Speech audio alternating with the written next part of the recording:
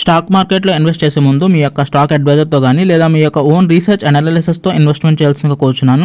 ఈ వీడియో కేవలం education purpose కోసం చిత్రీకరించడం జరిగింది. We are not responsible for your trading and investment. Also we are not SEBI registered అండి.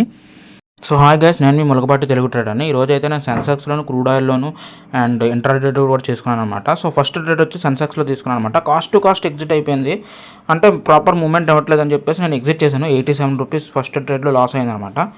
సో ఆ తర్వాత నెక్స్ట్ ట్రేడ్ వచ్చేటప్పటికి సెన్సెక్స్లో ప్రాపర్ కంటిన్యూటీ క్యాండిల్స్ ఉన్నాయన్నమాట. సెన్సెక్స్లోను ఫాల్ అవుతుందన్నమాట పుట్ సైడ్. ఇంకా మనకి ఓకే కన్ఫర్మేషన్ అన్నీ చూసుకుని కన్ఫర్మేషన్ అయితేనే కానీ తీసుకోలేదు. సో ఓఏజ్ డేటా కూడా చెక్ చేశాను, ప్రాపర్గా ఫాలో అవుతుందని చెప్పేసి తీసుకుంటే అసలు 2 పెద్ద క్యాండిల్స్ వచ్చినాయి అనమాట. మీరు చూసుకున్నట్లయితే 10:40 సంథింగ్ ఆ టైంలో అనమాట ఒక పెద్ద కర్వ్ వచ్చింది. ఆ కర్వ్లో ఎగిరిపోయింది అనమాట. నాకు ఆల్మోస్ట్ 1313 రూపాయల లాస్ వచ్చిందనమాట నాకు. సో ఏంటంటే నెక్స్ట్ ట్రేడ్ వచ్చేటప్పటికి క్రూడ్ ఆయిల్లో తీసుకున్నాను అనమాట. కాల్ ఆప్షన్, పుట్ ఆప్షన్ 2 కలిపి తీసుకోవడం జరిగిందనమాట. సో కాల్ కొంచెం మూమెంట్ వచ్చింది, కానీ అది సస్టైన్ అవ్వలేదన్నమాట. అది దాని క్యాండిల్ స్టిక్ ప్యాటర్న్ చూసి అది హ్యామర్ కిందగా డౌన్ అవుతున్నట్టుగా కనిపించింది అనమాట. సో వెంటనే నేను కాల్ ఆప్షన్ ఎగ్జిట్ చేశాను. 70 రూపీస్ ప్రాఫిట్ ఉండాలనే ఎగ్జిట్ చేశాను అనమాట.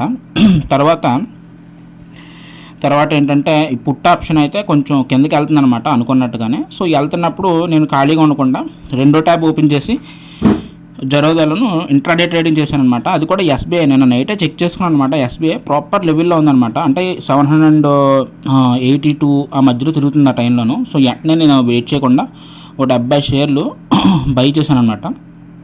సో 81కి బై చేసి 86 87కో నేను 88కి ఎగ్జిట్ చేశాను అనమాట. 788 రూపీస్కి ఎగ్జిట్ చేశాను 70 షేర్లు. సంథింగ్ అరౌండ్ నాకు 158 రూపీస్ ప్రాఫిట్ వచ్చిందనమాట. అది ఎగ్జిట్ చేసినట్టునే ఇది కూడా ఎగ్జిట్ చేశాను క్రూడ్ ఆయిల్. ఎందుకంటే అన్ని ట్రేడ్లు ఆన్లో పెట్టుకుంటామని చెప్పేసి తలకాయపోటని 2 ఒకేసారి ఎగ్జిట్ చేశాను. నేను ఎగ్జిట్ చేసిన 700 రూపీస్ ప్రాఫిట్ ఉంది. కానీ క్రూడ్ ఆయిల్ ఇంకా హోల్డ్ చేసి ఉంటే 1000 కూడా వెళ్ళిపోయాను, జస్ట్ మిస్ అంతే.